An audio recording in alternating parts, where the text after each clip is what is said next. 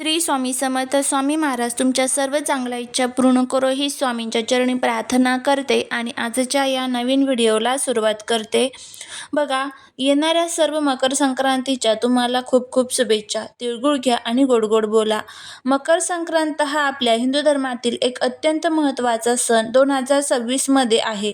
या दिवशी कोणत्या गोष्टी कराव्यात, कोणत्या टाळाव्यात आणि सर्वात महत्त्वाचं म्हणजे वाण देताना किंवा घेताना कोणत्या वस्तू चुकूनही देऊ नये, या वस्तू दिल्यास कोणते दुष्परिणाम भोगावे लागतात, या सर्व प्रश्नांची उत्तरे आजच्या व्हिडिओमध्ये आपण पाहणार आहोत. त्यामुळे व्हिडिओ हा शेवटपर्यंत नक्की पहा.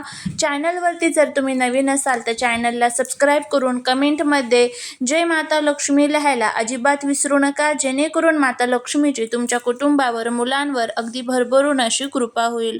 2026 मध्ये सूर्य मकर राशीत प्रवेश कधी करणार आहे तर ते पाहूया. बुधवार 14 जानेवारी या दिवशी सूर्य हा मकर राशीमध्ये प्रवेश करणार आहे. सकाळी सूर्योदयापासून ते सूर्यास्तापर्यंत दानधर्मासाठी अत्यंत शुभ काळ आहे. संक्रांतीच्या दिवशी सकाळी अंगाला तीळ लावून स्नान करणे शुभ मानले जाते. शक्य असल्यास नदीकाठी स्नान करावे. हा सूर्याचा सण आहे, त्यामुळे सूर्याला अर्घ्य अर्पण करा आणि ओम सूर्याय नमःचा जप करा. दानधर्म करा. या दिवशी तीळ, गूळ, धान्य, उबदार कपडे किंवा काळे तीळ दान केल्याने पुण्य मिळते. नात्यातील कटुता संपवून स्नेहाने वागण्याचा हा दिवस आहे.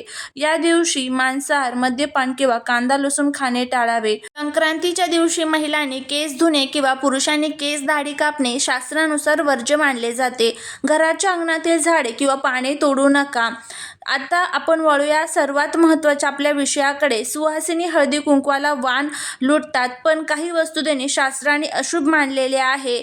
प्रत्येक घरामध्ये हळदी कुंकू जे आहे तर ते केलं जातं. हळदी कुंकू केल्यामुळे आपल्या घरातील जे काही दोष आहेत तर ते दूर होतात. अखंड सौभाग्याची प्राप्ती होत असते. त्यामुळे प्रत्येक सुहासिनी महिलेने हळदी कुंकू जे आहे तर ते आवर्जून करावं आणि हे केल्यामुळे दान केल्याचं पुण्य देखील आपल्याला मिळत असतं. शक्य असेल तर तुम्ही संक्रांतीच्या दिवशी देखील करू शकतात, किंवा मग जर तुम्हाला शक्य नसेल संक्रांतीला तर रथसप्तमीपर्यंत केव्हाही तुम्ही हे हळदी कुंकू जे आहे तर ते करू शकता.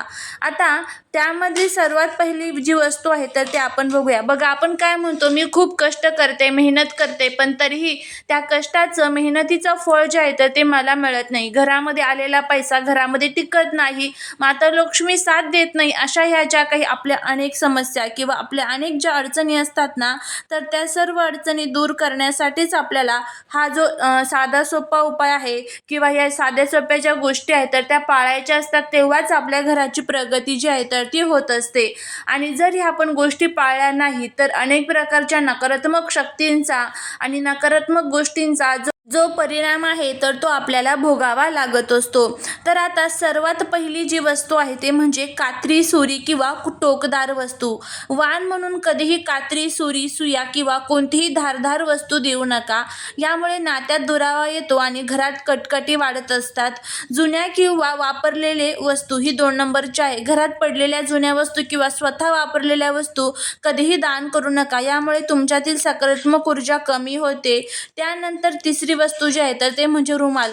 अनेकांना रुमाल देण्याची सवय असते, पण शास्त्रानुसार रुमाल किंवा फाटलेले कापड दिल्यास आपसातील प्रेम कमी होते आणि वादाचे प्रसंग येतात. नंबर 4 ची जी वस्तू आहे ते म्हणजे काचेच्या फुटलेल्या ज्या वस्तू आहेत तर त्या. काच तुटलेली किंवा तडा गेलेली असेल तर ती चुकूनही देऊ नका. ते दरिद्रीपणाचे लक्षण मानले जाते. त्यानंतर 5वी जी वस्तू आहे ते म्हणजे काळा कापड. संक्रांतीला काळे कपडे घालण्याची प्रथा असली तरी वाण म्हणून कोणालाही काळे कापड किंवा काळी साडी देऊ नका, हे अशुभ मानले जाते. आणि बघा, शास्त्रात सांगितल्याप्रमाणे जर आपण चुकीच्या वस्तू दान केल्या तर शनी किंवा राहूचे दोष निर्माण होऊ शकतात. घरातून लक्ष्मी निघून जाते आणि आर्थिक चणचण भासते. ज्या व्यक्तीला तुम्ही अशा वस्तू देता त्या व्यक्तीशी तुमचे संबंध कायमचे बिघडू शकतात. घरामध्ये विनाकारण चिडचिड आणि नकारात्मकता वाढत असते. मग बघा, तेल आणि तूप या वस्तू घराची लक्ष्मी आणि समृद्धी मानल्या जातात.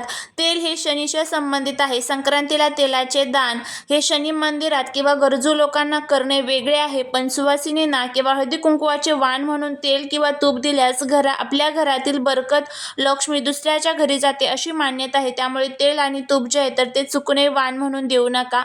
यामुळे घरात अन्नाची कमतरता भासू शकते किंवा घरातील आर्थिक स्थैर्य डळमळीत होऊ शकते. त्यानंतर पुढची जी वस्तू आहे ते म्हणजे झाडू. झाडू हे महालक्ष्मीचे रूप मानले जाते. झाडू हा घरातील केर कचरा बाहेर काढण्यासाठी असतो.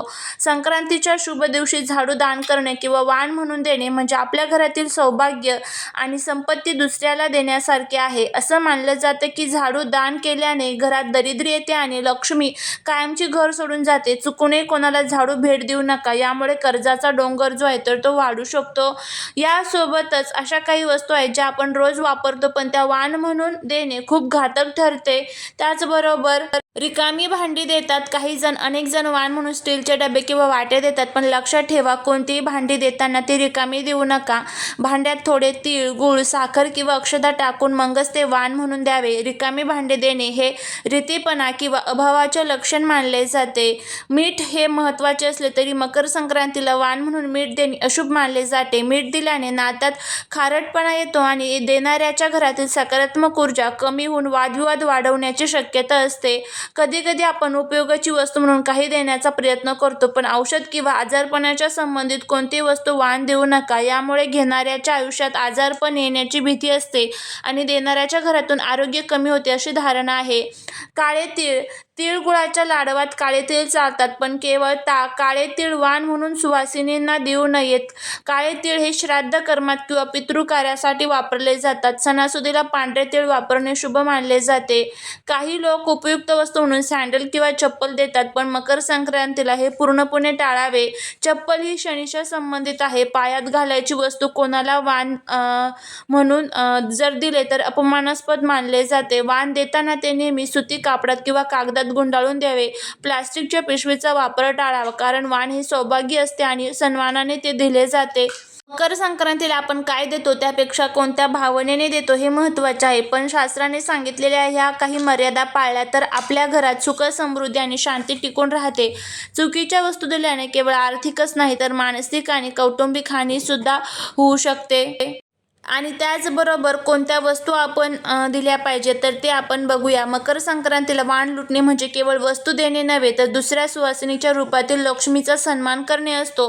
त्यामुळे या दिवशी अशा वस्तू दिल्या जातात त्या सौभाग्यवर्धक, उपयुक्त आणि सात्विक असतील. त्यामध्ये सर्वात पहिलं म्हणजे सौभाग्य लेणी किंवा शृंगार साहित्य असते. हळदी कुंकवाचा करंडा द्या, काचेच्या हिरव्या बांगड्या द्या, टिकलीचे पाकिट द्या, मेहंदी द्या, काजळ द्या किंवा वेणी द्या.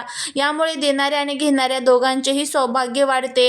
त्यानंतर पुढची जी वस्तू आहे ते म्हणजे धान्य किंवा फळे. संक्रांत हा शेतीच्या संबंधित सण आहे, म्हणून निसर्गातून मिळालेल्या गोष्टींचे दान श्रेष्ठ असते. बोर, उसाचे कांडे, हरभरे, डाळी किंवा मोसंबी फळे या आपण देऊ शकतो. यालाच आपण सुगड पूजने म्हणतो. तर तिळगुळाचे लाडू किंवा चक्की किंवा तिळाची वडी देऊ शकता. स्टीलचे डबे, ताटली, पेला किंवा चमचे देऊ शकता. आणि बघा काय देऊ शकता तुम्ही तर ब्लाऊज पीस देऊ शकता. त्याचबरोबर सुती कापड, गडद हिरव्या रंगाचे कापड देऊ शकता. पुस्तके देऊ शकता, धार्मिक ग्रंथ देऊ शकता, झाडे देऊ शकतात, बियाणे देऊ शकतात. या सर्व वस्तू तुम्ही देऊ शकतात. वाण घेताना आणि देताना आपला पदर पुढे करून घ्यावे. वाण नेहमी उजव्या हाताने द्यावे आणि देताना अक्षय सौभाग्य लागो हा आशीर्वाद मनात ठेवावा. वास्तू आणि ज्योतिषशास्त्रानुसार मकर संक्रांतीला दिलेले दान हे 100 पटीने परत मिळते, म्हणून ते नेहमी आनंदाने द्यावे. तर हा जर व्हिडिओ तुम्हाला आवडला असेल तर लाईक, शेअर आणि सबस्क्राईब करायला विसरू नका. भेटूया पुढच्या एका छानशा नवीन व्हिडिओत एका नवीन माहितीसोबत. श्री